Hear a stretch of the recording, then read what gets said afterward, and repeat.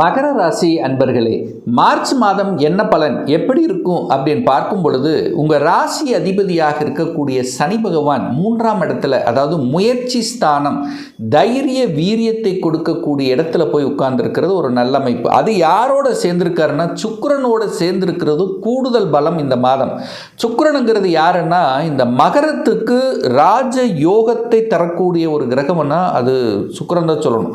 இருக்கக்கூடிய 9 கிரகங்களில் அதிகமாக யோகத்தை தரக்கூடிய ஒரு கிரகம் அது சுக்கிரன் தான். அந்த சுக்கிரன் இந்த மாதம் மார்ச் மாதம் உச்ச பலத்தோட வலிமையாக இருக்கார். மீனத்தில் உச்ச பலம். அது உங்கள் ராசிநாதனோட கூட இருக்கும்போது நல்ல பல யோகங்களை தர காத்து கொண்டிருக்கிறது. மனதுக்கு பிடித்த சில நிகழ்வுகள் இந்த மாதம் நிச்சயமாக உண்டு. தைரியத்துடனும் வீரியத்துடனும் செயல்படக்கூடிய தன்மை, துணிச்சலோடு இருக்கக்கூடிய தன்மை, அதாவது தொழில் ரீதியில் சில நல்ல பல திட்டங்கள் தீட்டி வெற்றி அடையக்கூடிய ஒரு காலகட்டம் இந்த மார்ச் மாதம்னு சொல்லுவேன். ஏன்னா சுக்கிரனுங்கிறது 10க்குரியவன். அப்போ உங்களோட ராசிதிபதியோடு இணையுது, எங்கே முயற்சி ஸ்தானத்தில் இணையுது.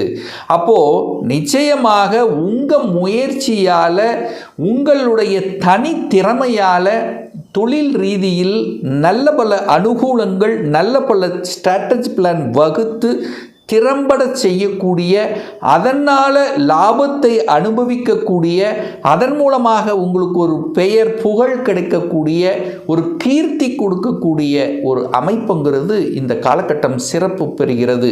அப்போ 3ஆம் இடத்தில் இருக்குன்னா அந்த 3ஆம் இடத்தில் ஒரு ஒப்பந்தம், அப்போது நீங்கள் ஒரு ஒப்பந்தத்தை போடக்கூடிய அமைப்புங்கிறது இந்த மாதம் உண்டு. அது எந்த ரீதியில் இருக்கலாம். ஒரு ஒப்பந்தம் துறை ரீதியில் இருக்கலாம், அல்லது ஒரு இடம் நிலம் சார்ந்த விஷயத்தில் ஒரு ஒப்பந்தம் போடலாம். ஸோ ஏதாவது ஒரு ஒப்பந்தம் போடக்கூடிய அமைப்பு இந்த மகரத்துக்கு இந்த மாதம் சிறப்பு பெறும்.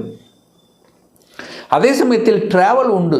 சிறு தூர பிரயாணங்கள் கம்பல்சரி. கொஞ்சம் தூரமாவது ஒரு டிராவல், ஒரு 100 கிலோமீட்டராவது டிராவல் பண்ணக்கூடிய அமைப்பு இருக்கும். சிறு தூர பிரயாணங்கள், தூரதேச பிரயாணங்கள் சிறப்பு பெறுகின்ற ஒரு மாதம்.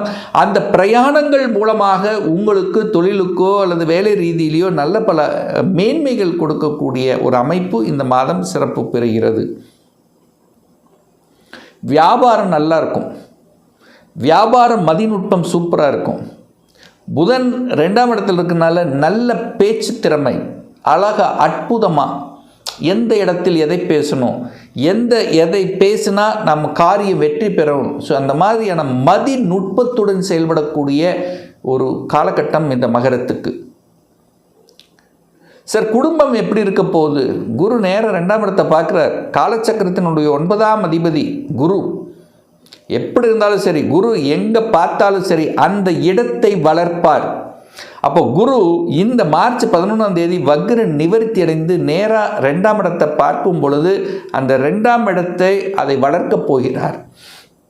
அப்போ 2ஆம் இடத்துல என்னென்ன பிரச்சனைகள் இருந்ததோ, எந்தெந்தெல்லாம் ஒரு நல்ல விஷயங்கள் நடக்குதோ அது எல்லாத்தையும் நல்லபடியாக மாற்றக்கூடிய தன்மை. ஒரு பிரச்சனை இருக்குன்னா அதுக்கு தீர்வு கிடைக்கக்கூடிய அமைப்பு.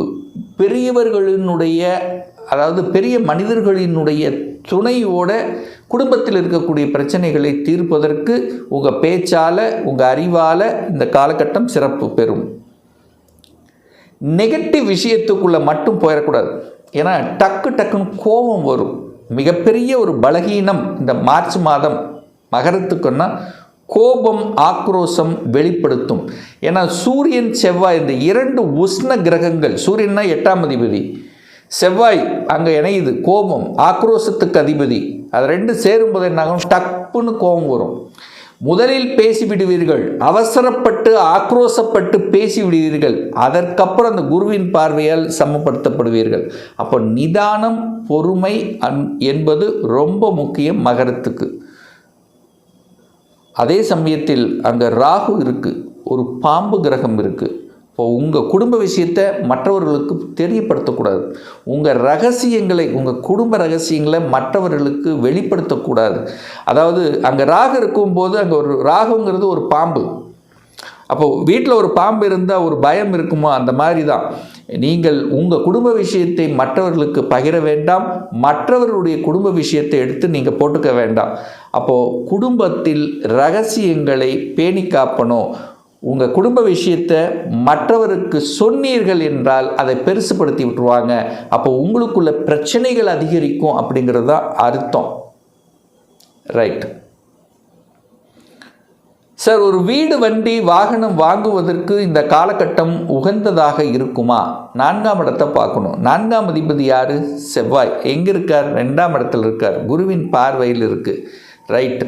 அப்போது வாகனத்துக்கு காரக கிரகம் யார்? சுக்கிரன். அந்த சுக்கிரன் உச்சபலத்தோடு இருக்குது. அப்போது எந்த தடையும் இல்லை. வாகனங்கள், நினைத்த வாகனங்கள் வாங்கலாம். உங்கள் ஆசைப்பட்ட கனவு, அதாவது கனவுல இருப்பீங்க பாருங்க, ரொம்ப நாளாக வாங்கணும், ஒரு 2 வீலர் காராக 4 வீலராக கன்வெர்ட் பண்ணணும், 4 வீலர் நார்மலாக இருக்கிறத அடுத்து லக்ஸரியாக மாற்றணும். ஸோ இதெல்லாம் மாற்றுவதற்கு உகந்த காலகட்டம் தான். அதற்கு எந்த தடையும் இல்லை. இடத்தை வாங்கிறதுக்கோ நிலத்தை வாங்கிறதுக்கோ தடையும் கிடையாது.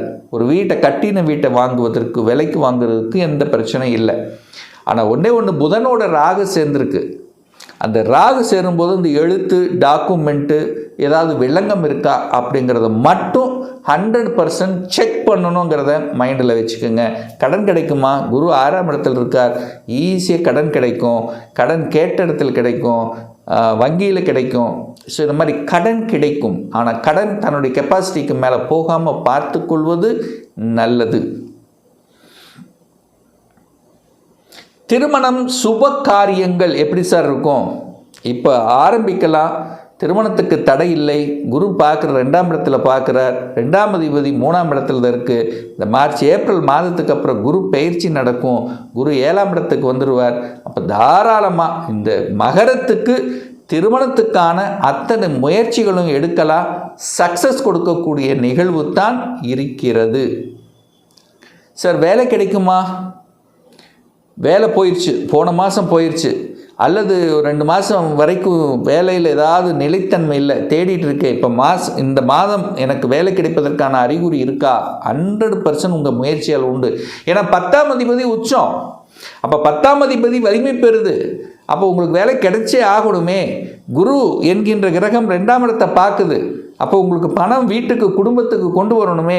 ஸோ அந்த வகையில் மகர ராசி என்பவர்களுக்கு, வேலை இல்லாத மகர ராசி என்பவர்களுக்கு இந்த மார்ச் மாதம் முடிவதற்குள் நிச்சயமாக வேலையை உருவாக்கி கொடுத்துரும். அதாவது நீங்கள் படித்த படிப்புக்கு தகுந்த மாதிரியான ஒரு வேலை என்பது நிச்சயமாக உண்டு. வேலை மாறுவது, உத்தியோகம் மாறுவது, இடம் மாறுவது அத்தனையும் உங்களுக்கு சக்ஸஸை கொடுக்கும். என குரு 10ஆம் இடத்தை பார்க்குது. 10ஆம் இடத்து அதிபதி உச்சமாக இருக்கிறது. குரு பகவான் 12ஆம் இடத்தை பார்க்கறதுனால உங்கள் ஊரை விட்டு வெளியே வேலை கிடைக்கும். உங்கள் சொந்த டிஸ்ட்ரிக்டை விட்டு வெளியே தேடுங்க. இமீடியட்டாக, அதாவது வெளியூர், வெளி மாநிலம், அந்நிய தேசம், வெளிநாடு, வெளிநாட்டு வேலை, இதெல்லாமே நல்லபடியாக நடக்கக்கூடிய அமைப்புகள், சந்தர்ப்பங்கள் இந்த காலகட்டம் சிறப்பு பெறுகிறது. சார், நான் வெளிநாட்டில் இருக்கிறேன், எனக்கு பிஆர் அப்ளை பண்ண கிடைக்குமா? பிஆர் அப்ளை பண்ணுவதற்கான சந்தர்ப்ப சூழ்நிலை இப்போ கோச்சார் ரீதியில் எப்படி இருக்குது? நல்லா இருக்குது. 6ஆம் இடத்தில் இருக்கக்கூடிய குரு பகவான் 12ஆம் இடத்தை பார்க்குறார். 12ஆம் இடம் என்பது தான் வெளிநாடு, வெளி மாநிலத்தை குறிக்கக்கூடிய இடம். அப்போ குரு 12ஆம் அதிபதி 12ஆம் இடத்தையே வக்ர நிவர்த்தி அடைந்து பார்க்கறதுனால தடை தாமதம், வெளிநாட்டுக்கு போவது, வெளிநாட்டில் குடியுரிமை பெறுவது, வெளிநாட்டில் வேலை கிடைப்பதில் தடை, ஏதாவது ஒரு தடை, வெளிநாட்டு சம்பந்தப்பட்ட தடைகள் அத்தனையும் நிவர்த்தி ஆகிறது இந்த மார்ச் மாதம் 11ஆம் தேதிக்கு பிறகு. சார், 9ஆம் அதிபதி யாரு? பாக்கியத்தை கொடுக்கக்கூடியவன் புதன் 2ஆம் இடத்துல இருக்கு. 10ஆம் அதிபதி யாரு? சுக்கிரன் உச்சபலத்தோடு இருக்கு. 11ஆம் அதிபதி யாரு? செவ்வாய். அப்போ குருவினுடைய பார்வையில் இருக்கிறதுனால ஒரு சிலருக்கு அந்த சூரியன் நேர சிம்ம வீட்டை பார்க்கறதுனால அரசில் திடீர் மாற்றங்கள், அரசில் பதவி ப்ரமோஷன், இடமாற்றம், இதெல்லாம் டக்குன்னு நடக்கும். ஒரு சிலருக்கு அரசியலில் என்ட்ரி ஆகக்கூடிய வாய்ப்புகள், சந்தர்ப்பங்களும் நிச்சயமாக உருவாக்கும். ஒரு நல்ல தெய்வ வழிபாடு இந்த மகரத்துக்கு அப்படின்னு எடுத்துக்கொண்டால் 5ஆம் அதிபதியோடு உங்கள் ராசிநாதன் இருக்கிறதுனால 5 என்பது பூர்வீகம். பூர்வீக தெய்வத்தை, அதாவது உங்களுடைய குல தெய்வத்தை இந்த மாதம் பௌர்ணமி நாளாக இருக்கட்டும் அல்லது அமாவாசையாக இருக்கட்டும், ஏதோ ஒரு நாள் சென்று வழிபடுவது ரொம்ப ரொம்ப நல்லது. உணவு தானங்களை வழங்க நிச்சயமாக உங்களுக்கு, அதாவது மனதில் இருந்து வந்த குழப்பங்கள் தெளியும். இதில் எந்தவித மாற்று கருத்து இல்லை. அதே போல் ஒரு மனக்குழப்பமாக இருக்குன்னா நிச்சயமாக நீங்கள் உணவு தானங்களை வழங்கும்போது அந்த மனக்குழப்பம் தெளிவு பெறும் என்பதில் எந்தவித மாற்று கருத்தும் கிடையாது. இன்னும் ஒரு துல்லிய பலன் வேணும், ஒரு பர்சனல் கன்சல்டேஷன் எடுத்துக்கணும், அதாவது சுய ஜாதகம் பார்க்கணும் என்று விருப்பப்படக்கூடிய அன்பர்கள் டிஸ்பிளே தெரியக்கூடிய நம்பருக்கு வாட்ஸ்அப் மூலியமாகவோ ஃபோன் கால் மூலியமாகவோ தொடர்பு கொண்டு நேரடியாகவோ அல்லது ஆன்லைன் மூலமாகவோ அப்பாயின்மெண்ட் பெற்றுக்கொண்டு கன்சல்டேஷன் எடுத்துக்கலாம். நம்மளுடைய அலுவலகம் கோயம்புத்தூரில் அமைந்துள்ளது. அதாவது கோயம்புத்தூரிலிருந்து மேட்டுப்பாளையம் செல்லும் வழியில் வெள்ளக்கிணர் பிரிவுக்கு அருகில் அன்னபூர்ணா ஹோட்டலுக்கு பக்கத்தில் அமைந்துள்ளது. பிரியர் அப்பாயின்மெண்ட் வாங்கிட்டு நேரடியாக கன்சல்டேஷன் எடுத்துக்கலாம். இந்த பதிவு கண்டிப்பாக ஏதாவது ஒரு ரூபத்தில் உங்களுக்கு யூஸ்ஃபுல்லாக இருக்கும். நம்முடைய சேனலை நீங்கள் ஃபஸ்ட்டு டைம் பார்ப்பவர்கள் என்றால் மறக்காமல் சப்ஸ்கிரைப் பண்ணிக்கிங்க. பக்கத்தில் இருக்கக்கூடிய பெல் பட்டன் மற்றும் ஆல் நோட்டிஃபிகேஷனை கிளிக் பண்ணும்போது நான் போடக்கூடிய அடுத்தடுத்த பதிவுகள் உங்களுடைய நோட்டிஃபிகேஷனில் வந்து சேரும். மீண்டும் ஒரு அடுத்த பதிவில் உங்களை சந்திக்கும் வரை உங்களிடமிருந்து விடைபெறுவது உங்கள் அஸ்ட்ராலஜர் டாக்டர் சதீஷ்.